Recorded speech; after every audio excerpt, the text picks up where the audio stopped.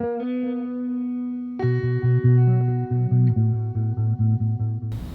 right. Again, all well and good. Thanks for describing discipline to me, but you might still feel like, well, Dad, I don't have enough discipline. I don't know if I can get there. Don't worry, you're not doomed. That is something that you can build as well. If you don't have that discipline already, or if you have discipline and you want to strengthen it, it's a muscle that can be built. So to do that, you start with a short-term goal. That's the best way to do it, and then you develop it into a habit. I'll give you a quick example. I know you guys have heard this, but just for anybody else who's listening, there was back in January of 2017, I decided I had been working out kind of intermittently, on and off for years, and it was important to me. And I decided, you know what, I'm going to start working out now. I want to do it every other day, and I chose every other day since it was going to be simple. It wasn't something that I'm like, I always have a day off. Every other day I have a day off, so that's great. I'm going to do it every other day, and I'm going to do it for 1 month. And I'm not going to skip a single time. And that was going to be my goal, just to see if I could do it. And the great thing is I built some variety into that workout schedule, so it wasn't always the same workout every time I did it. There was 5 of them I cycled through. So after a month, I'd only cycled through 3 times, and it was really easy. It passed very quickly. I'm like, well, shoot, I did a month. What if I can do 2? I wasn't really going to be butthurt if I couldn't do 2, but all right, I'll try to do 2. So I got to the end of 2 months, and I thought, well, that was pretty easy too. That was simple enough. It wasn't always pleasant, but I was doing it. So let me aim for 3. And I wanted to aim for 3 months because I figured, well, shoot, 3 months is like a quarter of a year. That sounds way better than I did it for a month or 2. So I did hit 3 months.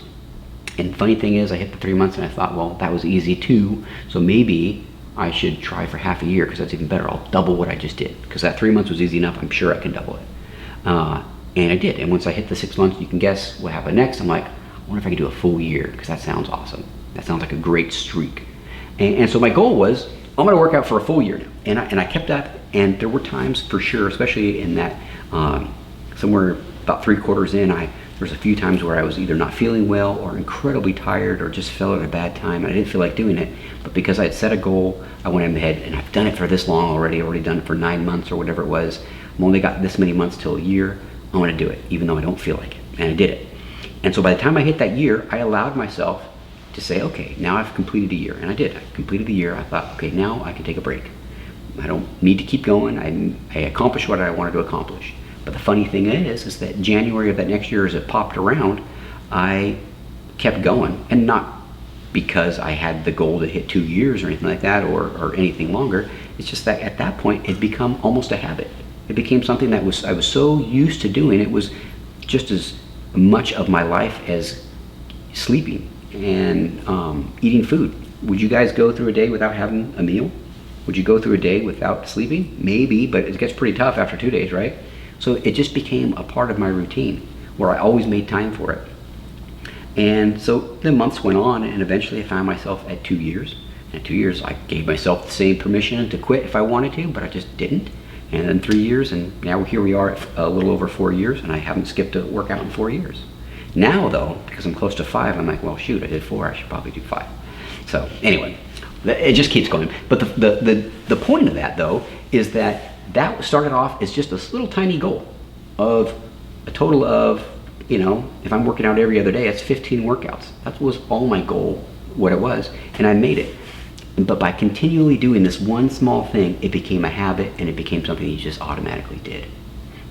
All right, even if it was something that I don't enjoy doing. And by the way, 4 years later, I still don't like working out.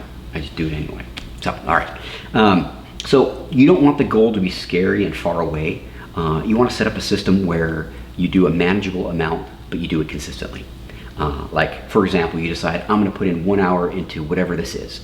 And maybe that 1 hour every day is put into, I'm going to read something out of a book on investing, or I'm going to research something on the internet about real estate, or whatever it is or some business idea I have. Put in an hour every single day, or put in an hour every other day, if that sounds easier.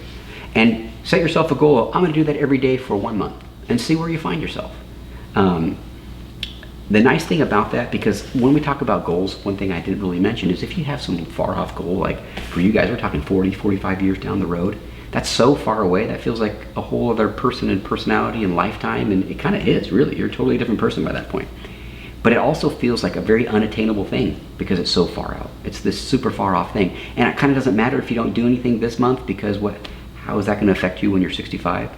So it's almost better to set these little mini goals along the way, because you can feel successful for accomplishing something for that day or for that week or month, rather than feeling like a failure for being so far from your goal. It's far more positive and easier to sustain.